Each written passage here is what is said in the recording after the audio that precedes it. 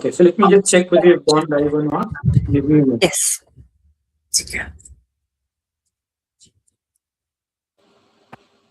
Okay, so we are good to go.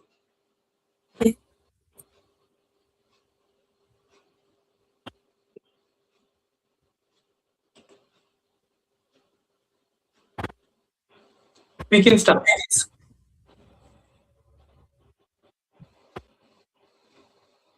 Ranjit, we can start. Okay. Yes, sir. Good evening, everyone, and welcome to iCHARS YouTube Live. I'm Ranjit Kaur, a cognitive hypnotic goal-setting coach and a Reiki healer. And I'm truly delighted to host today's session on a very important and evolving topic. That's the future of psychotherapy, integrating multiple healing modalities. As mental health awareness grows, so does the need for approaches that goes beyond rigid single method frameworks. Today, we will explore how integrating different therapeutic modalities can create a deeper, more personalized, and more effective healing experiences. To guide us through this conversation, we have Mr. Nitin Shah, CEO of iCHARS and Director of iCHARS Support Foundation, an experienced psychotherapist who has worked effectively in developing integrative approaches to mental health care. Welcome, Mr. Nitin Shah, and we are really looking forward to your insights today. Thank you, Ranjit, for having me on board and for hosting this live for us. I'm looking forward to answering whatever queries and questions you have.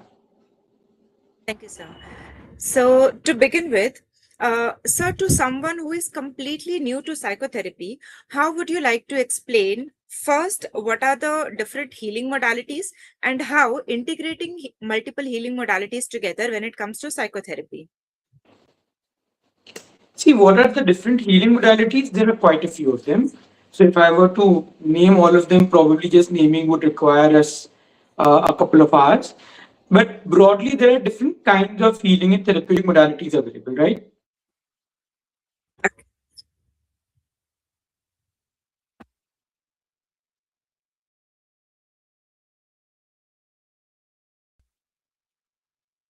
Sir, I believe your screen is frozen. I'm not able to hear if at all you're saying anything.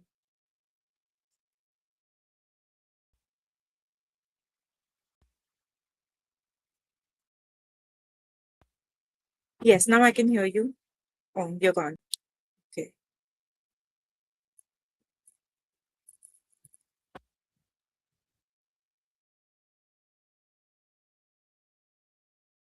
I believe there might be some network issue. Give us some time.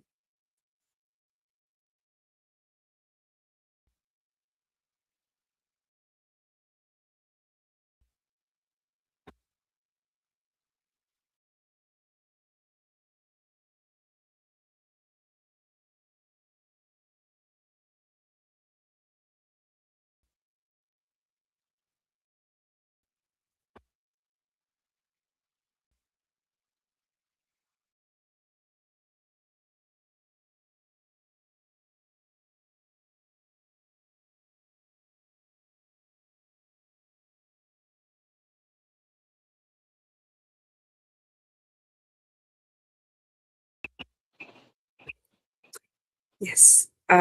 Welcome back, sir. I think we lost you because of this network issue. Not an issue. Can you hear me now? Yeah, yes, sir. You're audible and I can see you as well.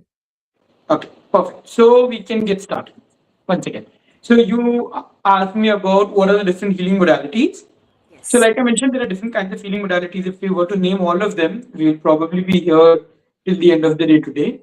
So broadly, you can have traditional psychotherapy, which can be a combination of talk therapy, certain interventions, um, from cognitive approaches where you learn to work with people's thoughts, their behaviors, from certain humanistic approaches where it's the idea is more about helping people find deeper meaning in their life towards self-actualization, having a more person-centered way of working with clients. You can have psychodynamic, which can be more related to past, working with experiences. And then there are a variety of psychotherapeutic tools that have come up, which combine some or most of these together, right? As an addition to this, you may have mindfulness-based therapy, solution focused therapy. These are all part of what we call as the psychotherapeutic toolkit. Then you have healing tools like Reiki, pranic healing. You can have theta healing. There are these variety of healing modalities that are also existing. Um, so now there's a large number of these techniques that are available, and some of them more result oriented, more evidence based. Some of them people practice. They may not have as strong an evidence base behind them, but certain people who go through those experiences benefit from them. So they may be more. So some of the healing modalities may be more modality or not. And then you have the traditional school of psychotherapy, psychotherapy, as long as you're willing to go through the process. And okay, and what exactly, if at all you have to explain someone, integrating these multiple healing modalities means? So integrating basically means that you're not looking at working with only one technique or one tool. You are combining these tools together to help clients get the results that they are seeking. Right now, for the purpose of this particular discussion, I will limit myself to talking about the different approaches of psychotherapy rather than focusing on healing simply because I am not someone who actively practices healing. So probably I am not the right person to try to explain to you how to integrate them as a part of.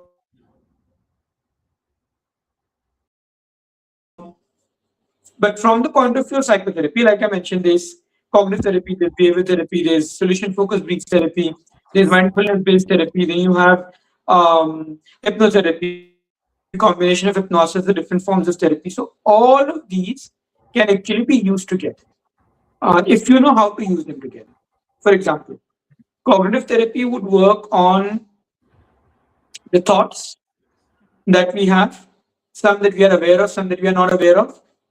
So now, if I'm aware of a thought, you can use a technique called thought restructuring from CBD to help me restructure the thought. But what if I'm not even aware of that thought? Now, you need to do something to help me become aware. Now, for me to become aware, I will need to be able to observe my thoughts, which would mean that I probably would need to use some or the other variation of mindfulness to become aware of it. Right? Then there are places where we have thoughts which are so quick that even if you're trying to be mindful, the chances that you will catch those thoughts are highly unlikely.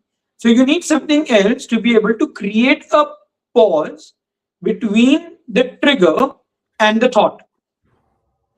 Now I can use hypnosis because hypnosis is an imaginative state. I can take people back to the trigger, create a pause, create a time gap between the trigger and the emotion, and help the client recognize what their thought pattern is. So I can use only cognitive therapy or cognitive plus mindfulness or cognitive plus mindfulness plus hypnosis. And all three of them will be used by different clients depending upon the client to help them identify what their current thoughts are. And then we can work towards creating a change.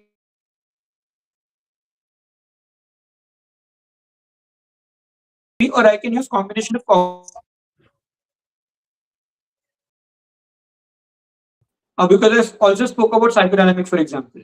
Right? So we are talking about going into the past. Now let's say I become aware of the thought. And the moment I become aware of the thought, I also realize, oh, you know what? I'm recalling an incident in my childhood, which made me feel really bad. And that somehow seems to be related to this thought, this trigger that I have right now. Now that I've become aware of that past experience, it may be a good idea for you to help me explore the past experience and address the past experience before you come back and work with the thought. So now I can actually bring in psychodynamic approaches into the same mix and then work with that. Very well explained. Thank you. Okay. Okay. My next question would be, what changes have you personally observed in psychotherapy over the years that indicate a shift towards an integrated approach? See, so psychotherapy in its nascent stage uh, had very, there was a lot of stigma involved, right? So the number of practitioners and the number of clients seeking help both were limited. And any help that you could offer them was a good starting point. Over the years, psychotherapy itself has evolved. The awareness about psychology and psychotherapy has evolved, and also feels like, so at one point of time, spiritual groups would talk about soul. Now, spiritual groups talk about mind. So it's almost like there are related fields, or at least the fields that were not considered related earlier, but are now trying to capture the same space of helping people manage their thoughts, manage their emotions via different routes.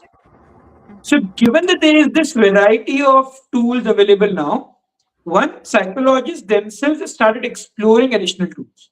Second, as you work with more and more clients, you realize that you can, when you're using an individual tool, you can help the client, but you can help the client to a limit.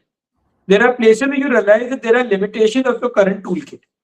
So now, if I want to offer services to my clients in a way in which I can help them address multiple aspects of their problem, and if my current toolkit is not enough, then ideally, wouldn't I want to grow further? Wouldn't I want to develop further? So if my existing toolkit is not enough, then I start exploring and learning additional toolkits. Right? So the more toolkits I learn, the more tools, the more techniques, the more approaches that I'm exposed to, that I learn, the more facets of the client's problem I can work with.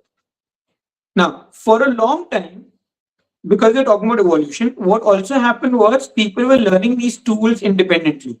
So I would learn about cognitive therapy in one workshop, behavioral therapy in another workshop, probably a more humanistic approach in another workshop, hypnosis in another workshop. So because I was learning all of these things in different workshops, in the beginning, practitioners also looked at it as competing with each other, which means, should I use cognitive approach over here or behavioral approach over here?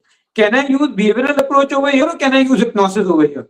So it was almost being looked at as I can use either one Either or the other.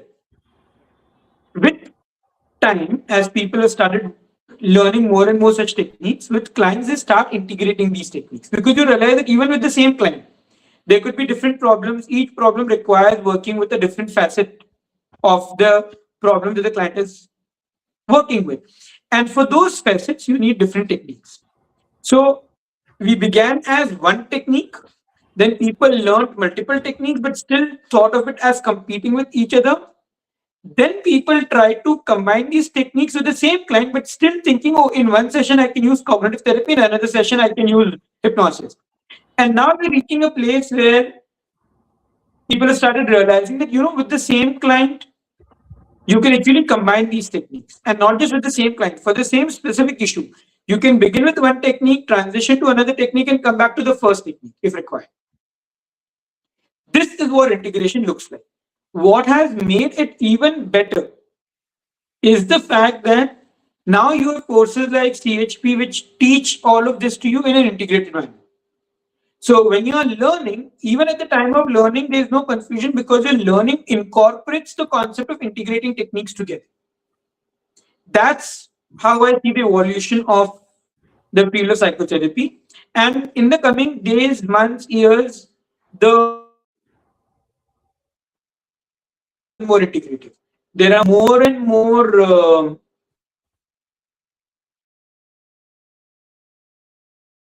and work with clients. I believe because of some network issue, I'm not able to hear you clearly in a flow. There are certain glitches wherein I lose your voice. Okay, but were you able to make sense of what I was saying till now? Yes. Yes, Okay. absolutely. So there were just fraction of seconds wherein I lost the voice. So you can But I let could me know hear when you. you've lost my voice. Just tell me, so I will stop and I'll just complete that part again. Fine. But very well explained. And maybe people can say that I'm biased, but the way you have integrated all the different modalities together in CHCP is amazingly beautiful.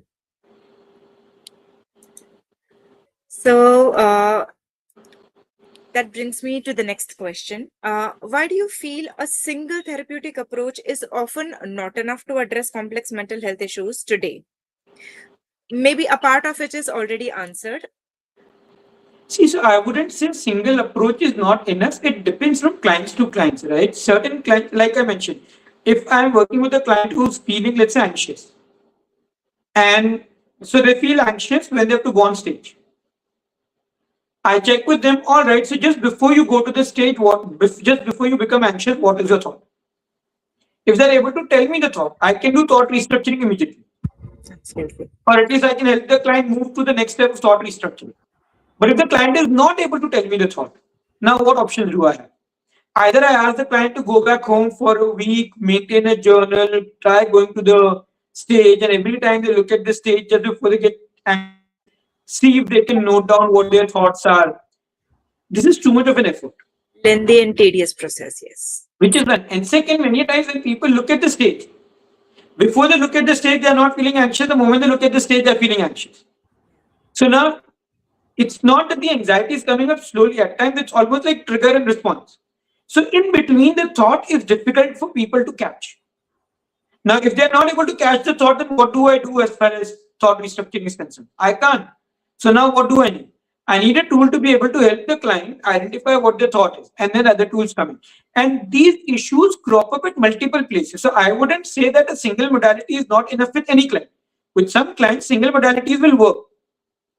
But with most clients, especially where problems are multi-layered, okay, you will notice that in single modalities, one are limiting, and second, it can become too time consuming, and third, it can become very frustrating for the client because they are anyway struggling, and now in order for the therapy to work, they have to struggle more.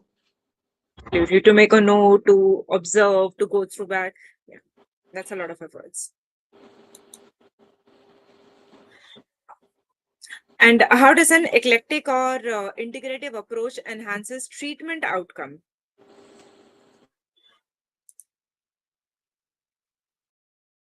Sorry, uh, can you hear me now?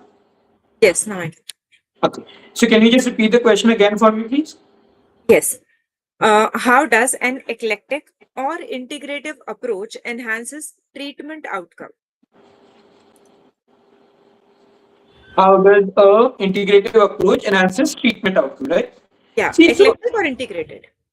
okay, so the thing is, when you have multiple tools available in your toolkit,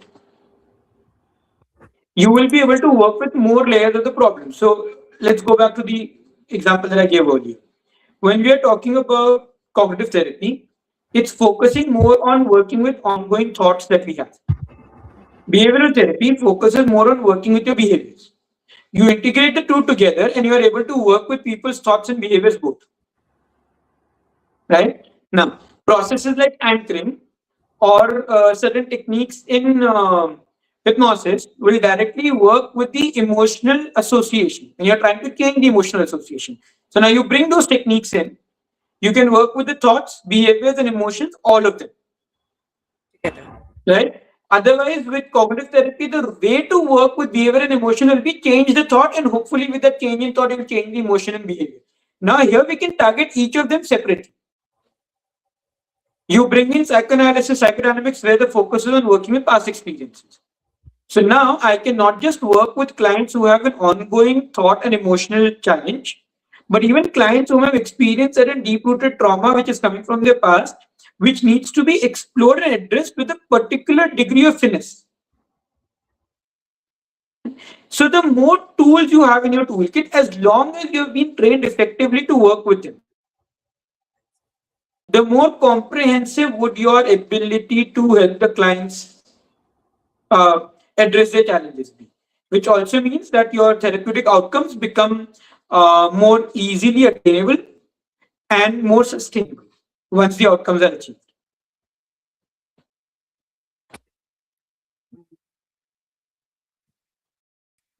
And basically, how do somebody decide which therapeutic approach to use for a particular client? There might be different approaches for the same particular problem.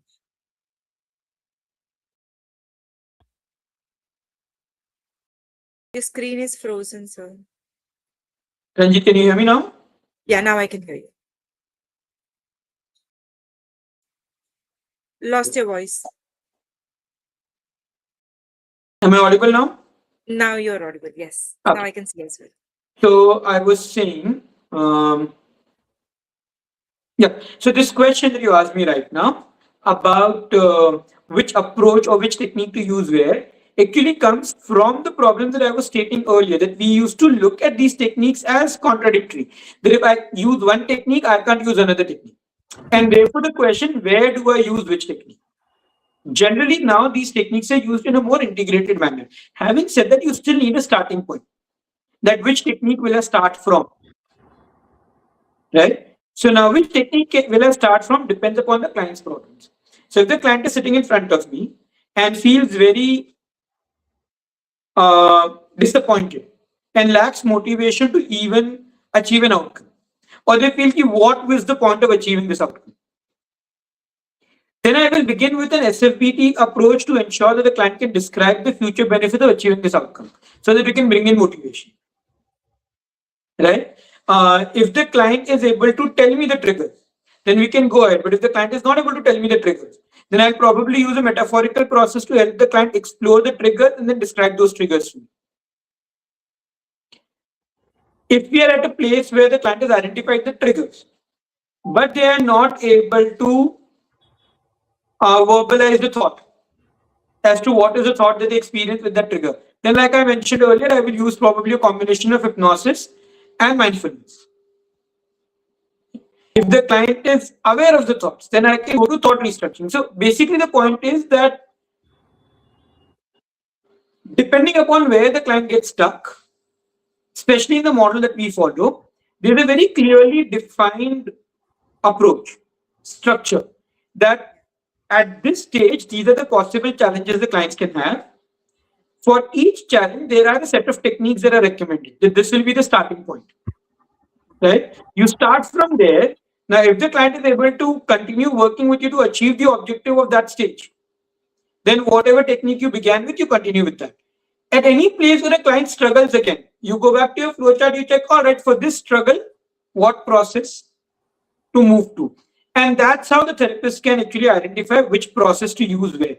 But like I said, it's not being used as should I use X or should I use Y? It's about I can start with X and then along the way I can decide whether I need to integrate Y, Z, A, B.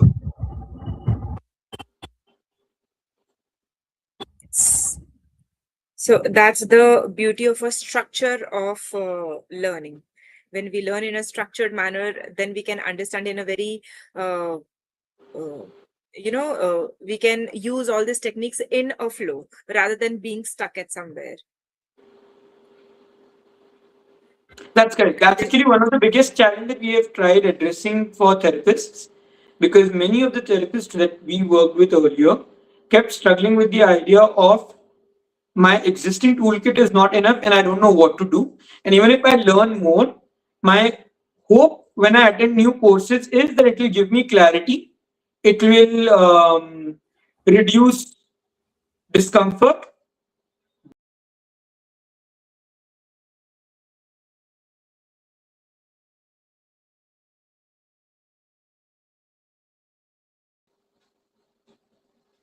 Ranjit, can you hear me?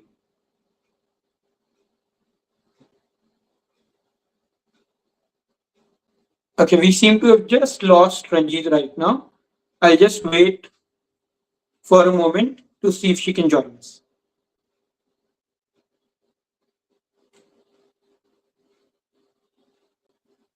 Ranjit, can you hear me? Yes, I can hear you, I can see you, and I can see myself on the screen as well. So both of us are visible. Ranjit, we seem to be facing some difficulty with your connection. If you could just check once. So in that case, give me just a minute so that I can rejoin the link. All right. Now it's actually better, so you can continue right now if you want. Okay. Fine. So it's just like jumping and hopping from courses to courses instead of getting clarity. The therapist, they used to be like more confused, like how to integrate now. Okay. Because then the point was, when should I use it? technique, which you had too many things in your toolkit, but you did not know how to use those things in the toolkit. The way we work, the idea is from the beginning how to integrate these techniques together.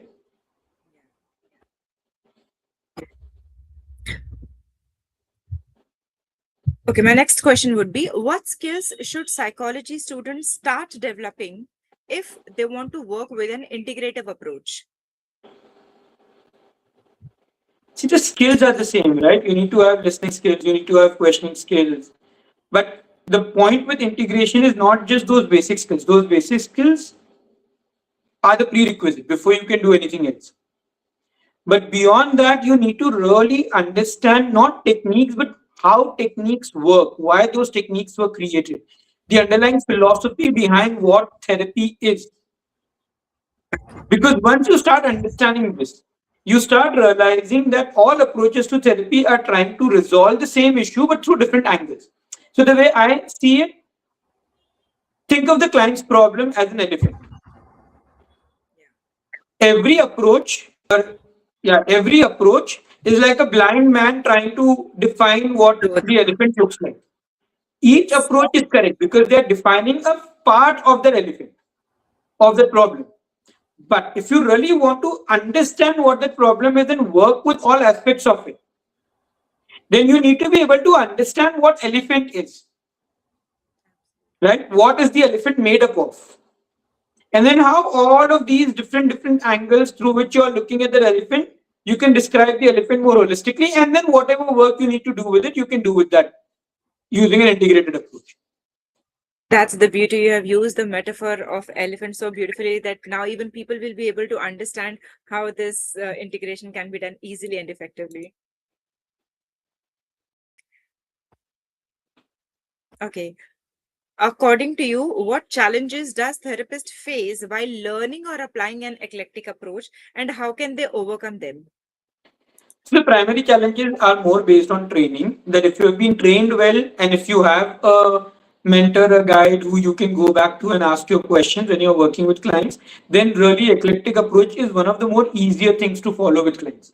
Because then you realize that you see it's this, right? If you have only one screwdriver in your toolkit, where the screwdriver works, you know exactly what needs to be done. But where the size of the screws change, you get stuck. If you have the right screwdrivers in your toolkit, then irrespective of the size of the screw, you will be able to unscrew it or We can choose, yeah. right. As long as you have multiple screwdrivers and you know which screwdriver needs to be applied where.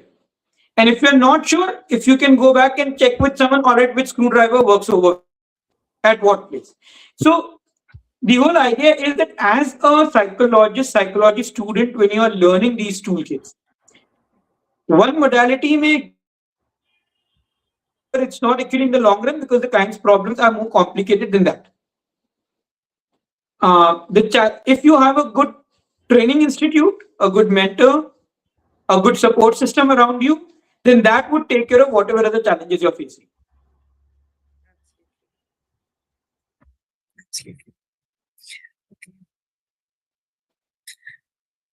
My next question would be, how would therapists ensure ethical practice while integrating different healing modalities?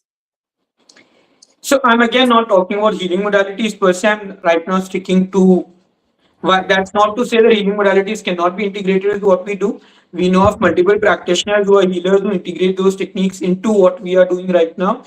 So we know of psychologists who are also trained healers who are working with integrating what they've learned with us with whatever they've learned in traditional psychotherapy and in different healing approaches, right? So it can be. It's just that I don't want to comment on it simply because I don't actively utilize them. I think whatever we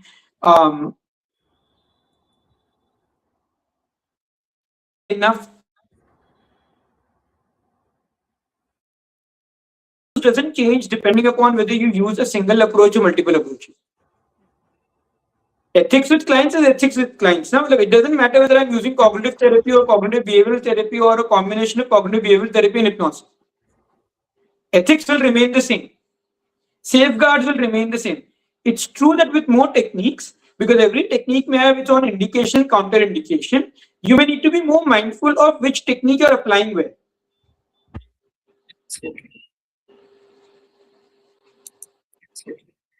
So that goes for everyone, that a true ethical practice will kind of be standard despite of whatever modalities you select for your therapy. Well, like I said, each modality may have its own indication, counter-indication that you need to be mindful of. But that's how, because eclectic approach is simply being able to integrate these approaches together, right? So whatever are the limitations of one approach will generally be compensated by the strength of another approach, but the ethical guidelines would remain the same. Got it. Is there a risk of overusing techniques? And how can therapists maintain balance and clinically clarity?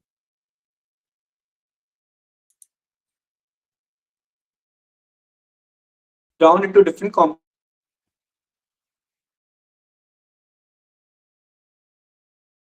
for the client. That structured therapy plan, by the way, is incredibly flexible because there's a lot of scope for people to be able to adapt to the requirements of the clients. But you still are able to frame an overarching structure with which you will work with the client, right? So this part of having clinical clarity is a part of your training. The training institute that you're getting trained with should help you take care of that. There was something else that you asked me before the. Can you just repeat the question? Yeah. Is there a risk of overusing techniques? So again, the risk of overusing techniques is not just limited to an eclectic approach. The risk of overusing techniques can be also with a single approach to therapy, right? So there is nothing special about eclectic therapy over there that you need to be more careful about or more mindful about.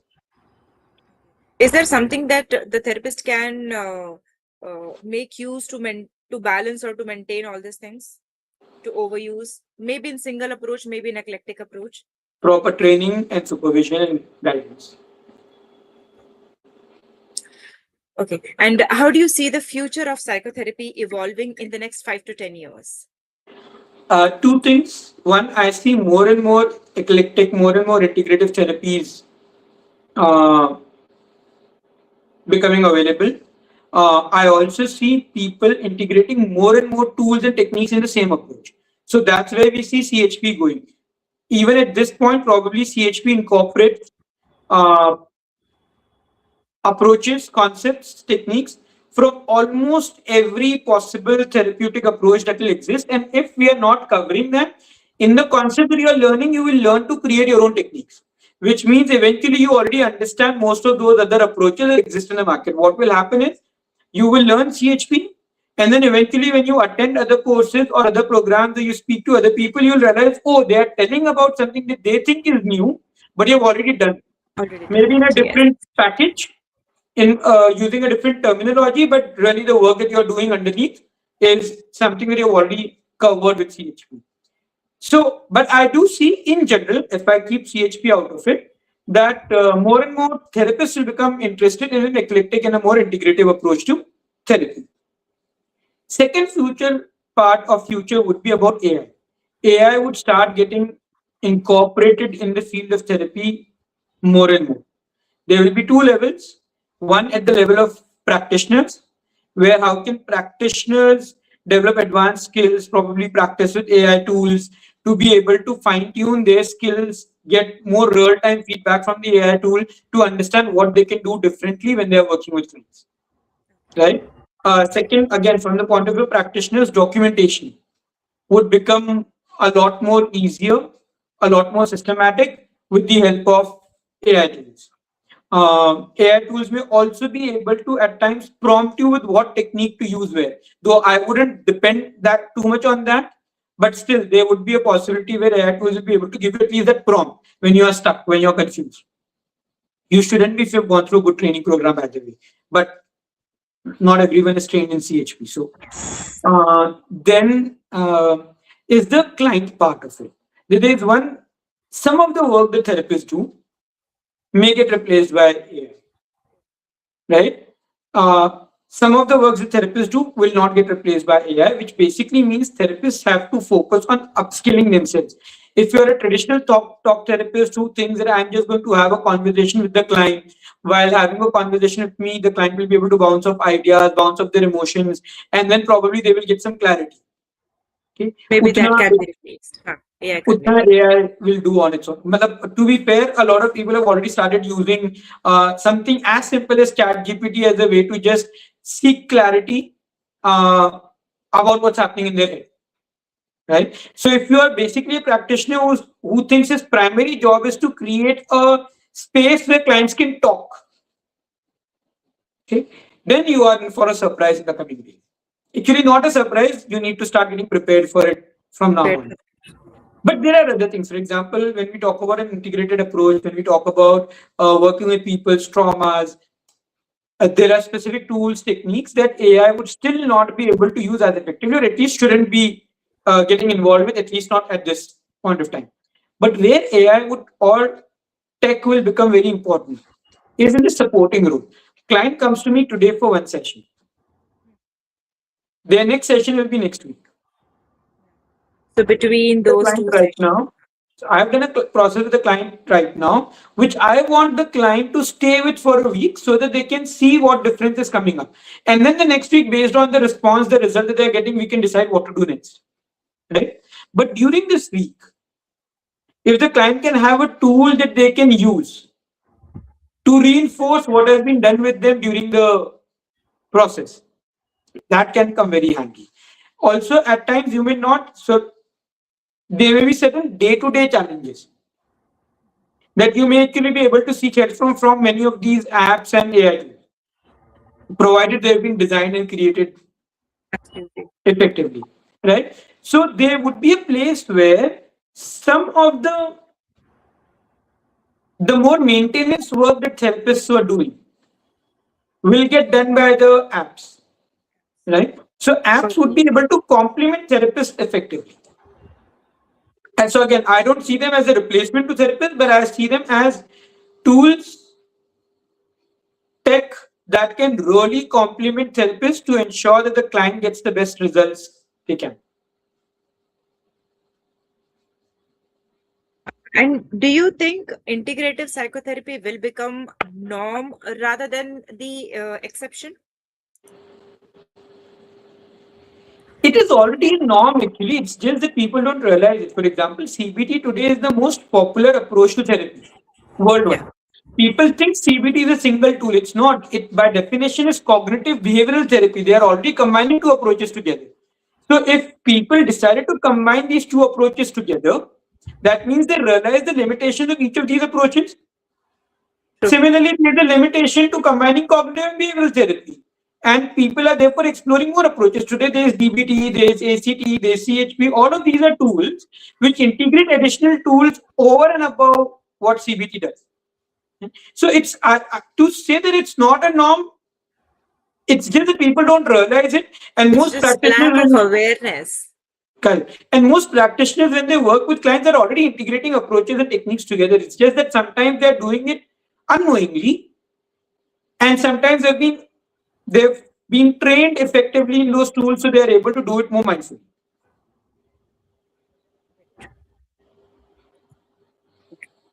What one message would you like to give to aspiring therapists and mental health professionals watching this session today? Connect with us, join iCHARS, enroll for the cognitive knowledge psychotherapy program. I can't give you a better, easier, simpler advice. I second that thought. And is there anything that I've missed out on asking specifically on this particular topic? You can add on. No, I think what you've asked from an introductory point of view makes a lot of sense for people who don't know what integrative or eclectic approach is. Um, it's just that you have to recognize that there are limitations to each approach to therapy. And at times, being able to mix and merge them in an effective way can serve you and the client a lot better. Second is sometimes therapists get stuck with an individual approach where I will only use one approach, even if it's not giving results to the client, right? So eventually, the effectiveness of the work that you're doing with the client is visible in the end result the client gets. So if the client is not getting a result with a particular technique, with a particular approach, okay, when people keep doing the same thing over and over again without getting a result, hoping that results will come, what are they called? So don't become that. Absolutely. Okay. So with this, we will just wind up tonight's session. Thank you so much. Thank you, Nitin, for sharing such valuable insights on the evolving landscapes of psychotherapy and the importance of integrating multiple healing modalities. And thank you, everyone who joined us live today. We hope this session has given you clarity, direction, and inspiration. Whether you are a psychology student, a practicing professional, or someone simply interested in understanding mental health more deeply. Thank you so much. Thank you. Thank you, everyone who watched us right now. If you have any questions about the conversation that we have had, please leave it in the chat box. We will answer in one of the subsequent lives or Q&A sessions that we do every Friday. And thank you, Ranjit, once again for hosting this session, for asking those questions. Thank you. Bye-bye, everyone. Take care. Good night.